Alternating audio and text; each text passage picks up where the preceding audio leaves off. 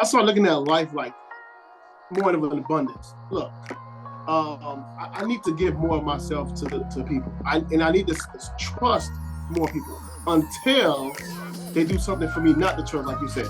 So my guard, I let my guard down, Mark. I'm vulnerable. Let's do this together. Let's fight in this foxhole together, and let's see what happens. Let's create something great. It took me a while to learn that. That my secrets weren't trade secrets, that I didn't have the key to every door, that vulnerability and giving your best stuff away for free is a strength, not a weakness. That's very strong. Thank you for joining us on our Family First Life Tri-State Serve the People podcast. We appreciate you tuning in, spending your time to develop and grow with us. Follow us, please, on all our social media platforms at Family First Life Tri-State or FFL Tri-State. We love you. Keep listening, and I hope this information is serving you across the country. All right, everybody, thank you for jumping on our Training Day podcast. I got my man, Marc Tirolia, the big dog, the coach. Marc Tirolia, board member of Family First Life, the Chosen Ones. And every time I think of the Chosen Ones, I think of the chessboard, and those are your pieces that you play with, and that's your logo. And it makes me think of chess moves, and it makes me just think like, we're playing a game of chess, not check. There's so much to your logo and your title, but listen, coming off a smashing 2022, we're here now, rolling through January 2023. So there's a lot for us to talk about. But typically, we have guests on in January that we believe are going to break records in 2023. So appreciate you for jumping on, my man. How are you doing, my man? Hey, Mark, I am blessed, man. If I was any better, I'd be you, man. I'm doing fantastic. My man, well, I love to hear it. You guys had a great 2022, and you have some big goals for 2023. But let's reflect a little bit, talk a little bit about, some of the things that 2022 has taught you, some of the things that you're looking to capitalize on in 2023 from lessons from 2022. Man, yeah, thank you for having me, Mark. But 2022 was a great year, like you said.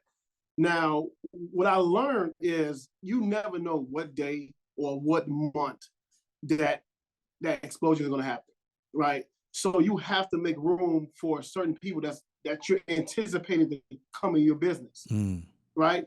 You have to make moves. Like you have to create systems to anticipate their growth. You have to be ready. And the year before, Mark, I'm gonna be honest with you, I was not sold on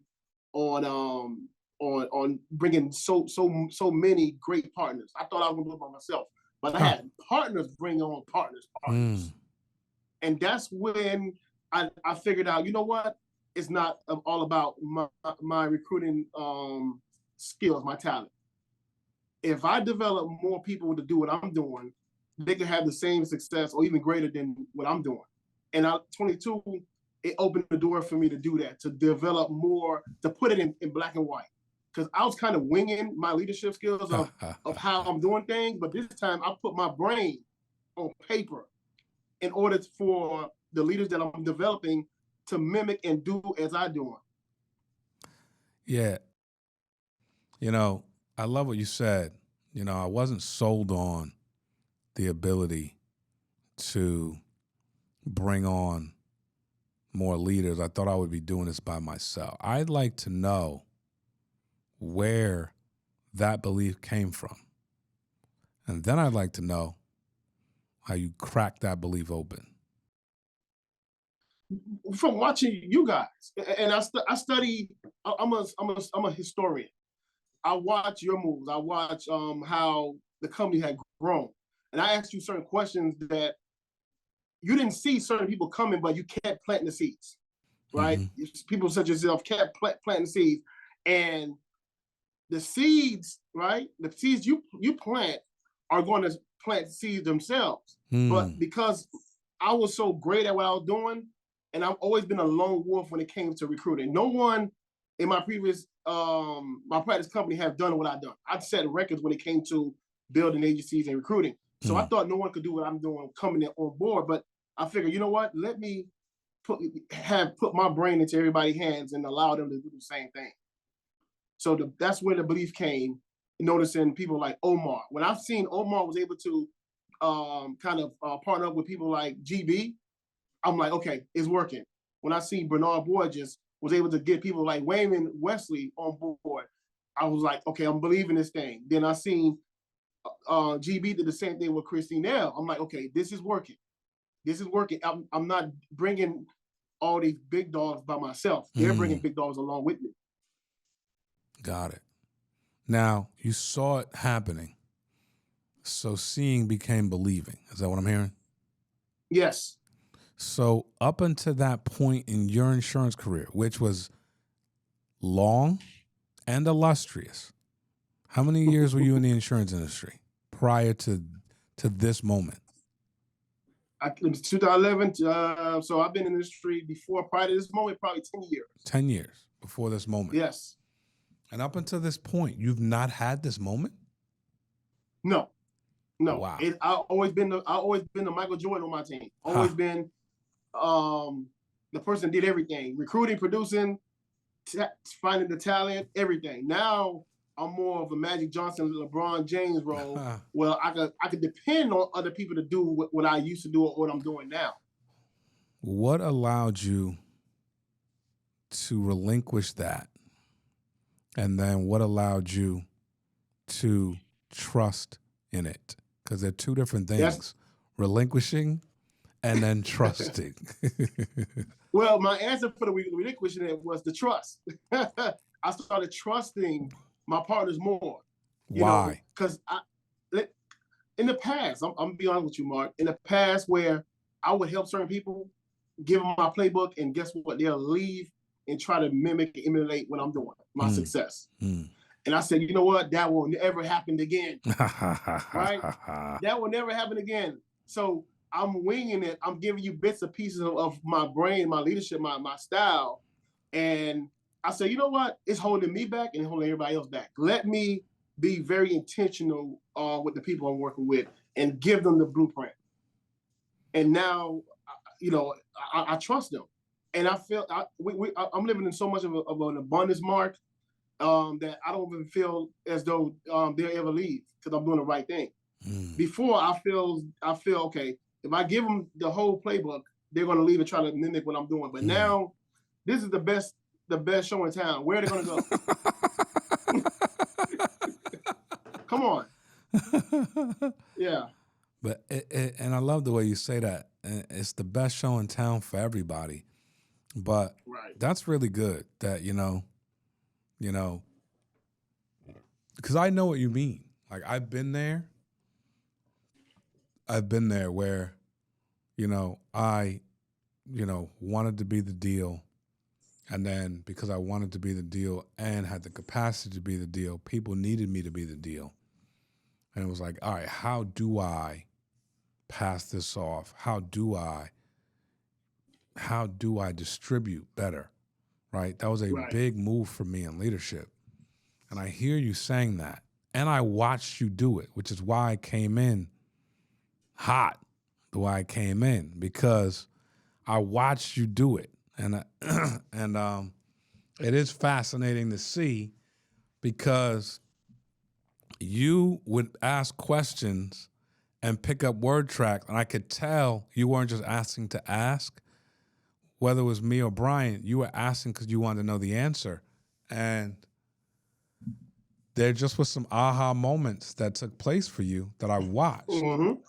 And it's really cool to hear you saying it, because I never asked, so to hear you say, well, I would give the playbook and they would take it and leave. And that's hard when you tell yourself this is never going to happen again. Do you know how hard it is to open up that treasure chest? Because you already told yourself never. And that's a strong word. Mm-hmm. So trust. Let's talk about trust, because trust just doesn't happen overnight. Now, there's two forms of trust. There's I'll trust you with my life and trust you with my kids. And then there's I trust you until you give me a reason not to. What happened? Well, I started looking at life like more of an abundance. Look, I need to give more of myself to people. I need to trust more people until they do something for me not to trust, like you said. So my guard, I let my guard down, Mark. I'm vulnerable. Let's do this together. Let's fight in this foxhole together, and let's see what happens. Let's create something great. So the trust came from building better relationships. That's strong. Right? Knowing the people I'm talking to, like-minded and like-hearted people. Make sure that all lines up in order to have the trust. It's okay for me to trust you, but do you trust me? When I'm not in the room, will you say the same things when I'm not there? That's trust. I want to have everyone back as long as they have mine. But I'm gonna have your back first. That's how I built the trust. I'm gonna have your back first. I'm gonna support you first to show you this is who I am. My guard is down. I'm vulnerable. Let's go to work. Let's build something special. I love that, man. I also love you saying I'm living from a place of abundance. You know, that's something that I learned. It took me a while to learn that. Yes. That my secrets weren't trade secrets, that, you know, that I have the key to every door, that vulnerability and giving your best stuff away for free is a strength, not a weakness. You know, that's very strong. But I know how hard it was a journey for me to get to a place of abundance, you know, and feel like, hey, there's enough for no matter what we do, there's enough for everybody. When Sean started the company, he would do training and let the whole industry log on. I'm like, what do you do? Shouldn't we have like a secret, like key code or something for people to log into our training? Because it's so good. And he said to me, he goes, we let them log on. Number one, they can't duplicate it if they wanted to because they don't have our DNA. Number two, if they want to duplicate it, they're probably going to want to join us to duplicate it. And number three, even if they could duplicate it and they've replicated what we were doing, it's just going to make the industry better. All we're trying to do is help more producers make more money. We couldn't service all the producers right now, even if we wanted to. So they get better. That's great. That's strong. I was like, wow. And I heard that. That's great mentorship. I heard that. And I still didn't know what to do with it. You feel me? Like, my heart's still fighting what I'm thinking. My mind's still fighting my thoughts. It took a while to see that spirit of generosity, that spirit of abundance in play for a while for me to go, number one, everyone's still eating. They ain't, you know what I'm saying? We didn't lose any meals off our plate because Agent X joined us or Agency Y is trying to copy us or blah, blah, blah. We didn't lose nothing. So I love that space that you have created for yourself. But just to go a tad bit deeper, how did you get to a place of abundance? Because going from it's closed off to abundance of everyone's going to win. We could all win. Let's just be part. Let's build something great. First off, it's done a lot for your business. It's done a lot for you. How does it feel living in this place of abundance? Man, it feels free. I feel free. I feel great.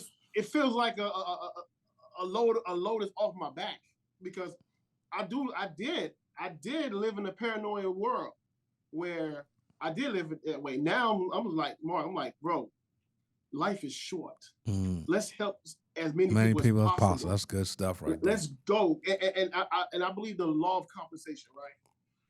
The more people I support and help, the universe, God is going to bless me regardless, no matter what. Amen. Intentionally, unconsciously, or unconsciously. That's why I'm an open book, and that's why I'm willing to serve just about anybody. Since I've been in the FFL, I think I've been one of the biggest cheerleaders because I understand how it is. I understand people are not getting supported from home, in this industry, your partners, your whoever. And I want to be that person. When I first came in, even in the certain people chat, I was clapping it up. I'm just starting. We didn't even have a logo yet. I wanted to cheer people on because I know how important that is, recognition.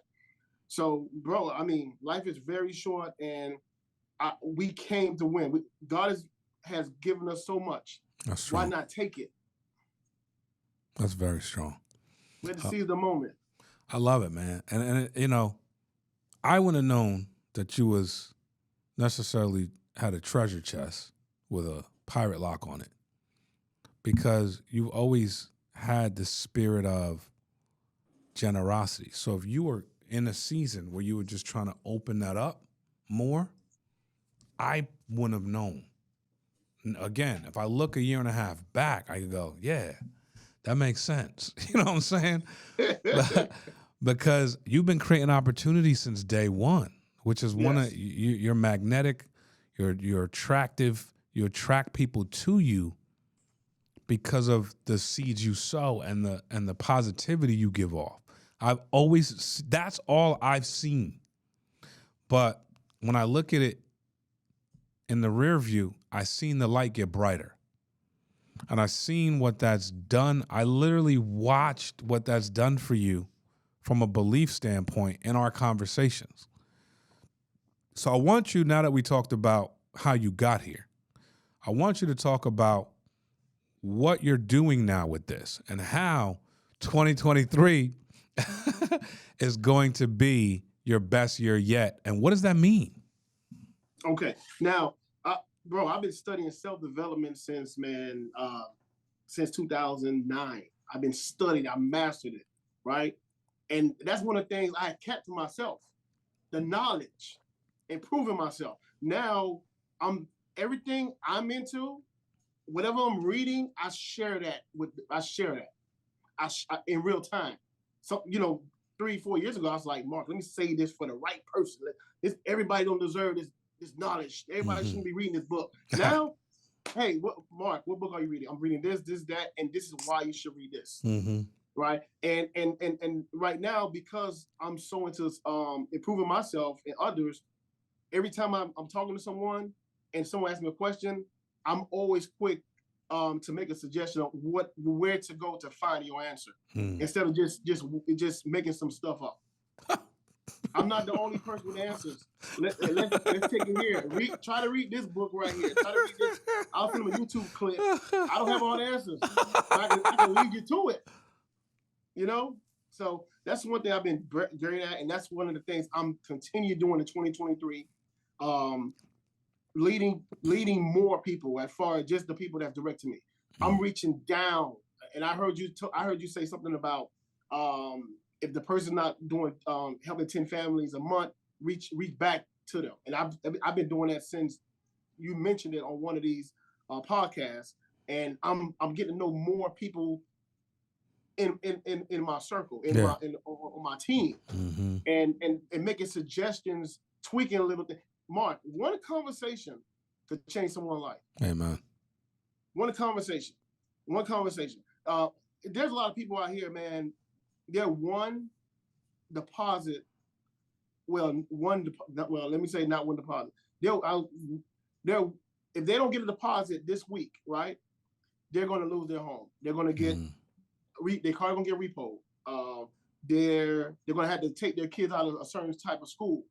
And that's in the back of my mind every time I wake up in the morning. Who can I prevent from making a bad decision? Who can I help and train to make more money this week, today? That's strong. That's my mindset. And then now I'm duplicating that with all the leaders. Hey, look, today is the day someone is thinking about quitting.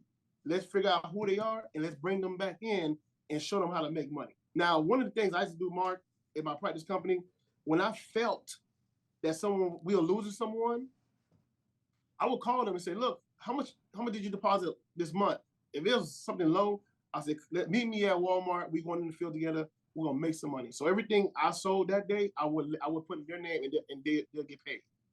That's what I did. Matter of fact, we did this last week. I felt this young lady, she's doing telesales, and she been silent on the chats. And I'm paying attention to that.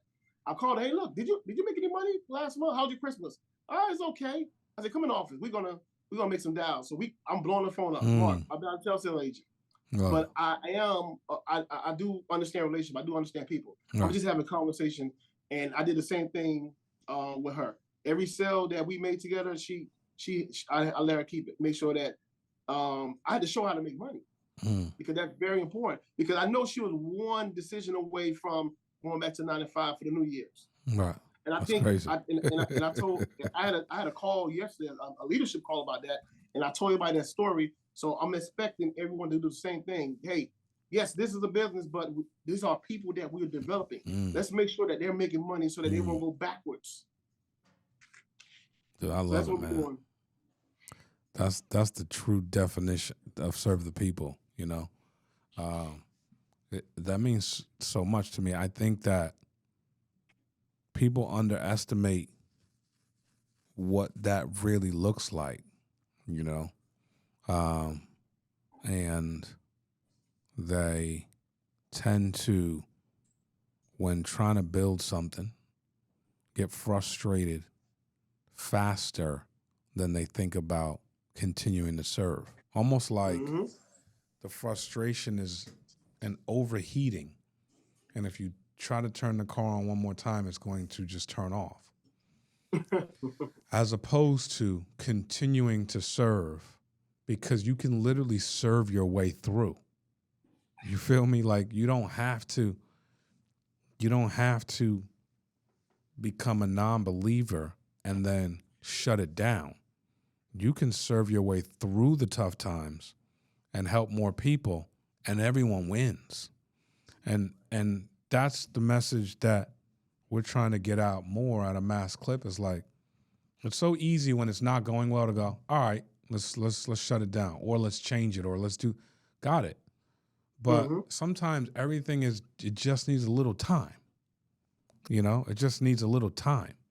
So by digging back down to people that were once excited, that were once were doing well, maybe once had a dream, and that's getting kicked around because maybe they don't know how to manage their time, or maybe they don't know how to manage their money, or maybe they can't manage their relationships, or maybe they made a few missteps. Like, people need an opportunity.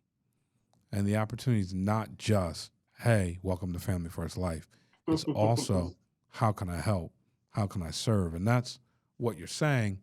And when you think of 2023, Mark, you know, moving what you're moving, you guys are helping 1,000 families a month.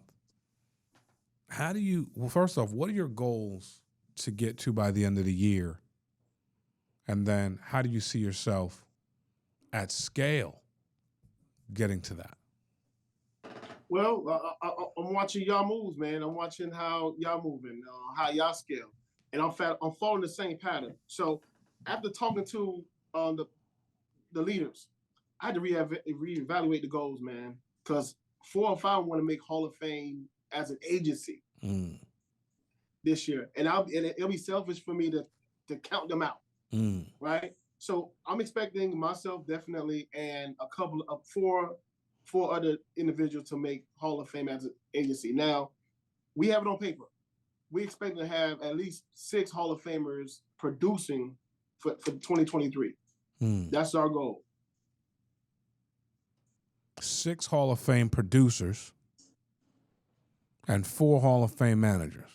Yes. Okay. That's strong. Because last year, man, yes, we was winning. We did well, but you know what? We were the Detroit Pistons, the Detroit Pistons group that beat the Los Angeles Lakers in 2004. We had no Hall of Famers. We had no superstars. We were just winning. Huh. So this year we're going to change that around. I like that a lot. Yeah. You know, when I hear Detroit Pistons, I always want to go to the 90s. When you said 2004, I'm like, wait, does he have the dates wrong? And then I remembered Rasheed Wallace and Rip Hamilton. And I'm like, oh, they did have a team. You know what I'm saying? Ben Wallace. Yeah. They did have a team. Okay, cool. So, makes sense. And dude, leading the charge, you know? Yes. What do you think is the main ingredient to get to those results? We increased our standards, our expectations. So when we hiring, and that's something that I forgot to mention, when we're hiring, the whole process is different.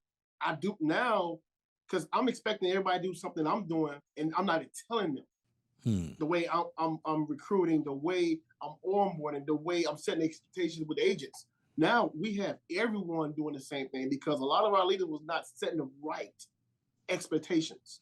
We was not helping the agents with their vision because a lot of people don't have vision. It's up to us to instill and believe in them to show them, hey, look, yes, life beating you up. But did you know that if you have the right skill and the right belief and the right mentor, we could get here instead of here. That's what we're doing different. The standards and the expectation is in place all across the agency, not just me or a couple of other people. That's amazing. That's amazing. And and I guess the follow up to that is when you went from being a quote unquote lone wolf to a distributor, which is like that's the real deal. An assist person, Magic Johnson or LeBron James, as you said. What happens is you see how the players like the ball. You know what I mean? Now, that's equal, right? Because Magic is not only making dope passes, but he's getting feedback from the players that like the ball. And there's nothing wrong with players that like the ball, especially if they know what to do with it, and they're on your team. Right. You know what I'm saying? So becoming more of a distributor and seeing how the players like the ball, how has that made you a better leader? This was my mantra even 6 years ago, Mark. This is what separated me from everybody else when people want to work with me. I said, look, one of the things about me, I'm not afraid to develop and recreate someone that has a higher capacity than me. I'm not afraid to have somebody do something better than me on a higher level. That's what separates me. I don't have that type of selfish attitude. That's what I want. I want people to outshine me. Especially if they're on my team. I want people to outscore me. I want to develop better individuals. That's my goal. So I think that's what kind of separates me from everybody else when I'm talking to the people I'm developing and training. I love it. What are you doing for recruiting methods in 2023? What are some things that are going to be on full tilt in and out of you and your leaders? That's one of the things we started doing. We started going back to intentional warm market, intentional social media. We kind of scrapped up the paying for names. We done with that. You had to build trust, and the trust is the people that we already know. We're going back to our VIP list, meet agents. Hey, look, do you want to build something special? Yes. Okay. Do you love people? Yes. Okay. Do you love people at the fact that they might outgrow you and do better things than you? Yes. Okay. Let's do this because you don't plan on writing business for the rest of your life. Yes, it's a great thing, but that's not something you want to do for the next 50 years, right? Okay, good. Let's help the people that you love and trust and put them in better position. Let's do that right now. And they're writing their people names, and we're calling them and putting them in position to win. And now, guess what? I'm not the only one doing that. Everyone else is doing that on the team, all across the board. That's one thing we wasn't doing before, was having a universal law when it came to warm market recruiting. Love it. Do y'all see the power of building list of names? Oh, man, yes. Talk to me about that. Let me tell you, man. Let me tell you. We I ain't gonna say you.